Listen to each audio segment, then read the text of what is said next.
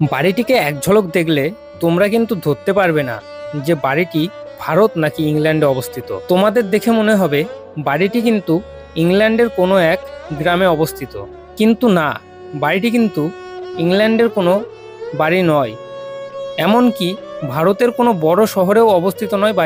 বাড়িটি আছে কৃষ্ণনগর থেকে কিছুটা দূরে অবস্থিত জলঙ্গি নদীর তীরে চরশম্ভু নগরে অবস্থিত। নদিয়া জেলার কৃষ্ণনগর বরাবরই কিন্তু ইংরেজ শাসনকালের সময়কাল থেকে ইতিহাসের চর্চায় উঠে এসেছে।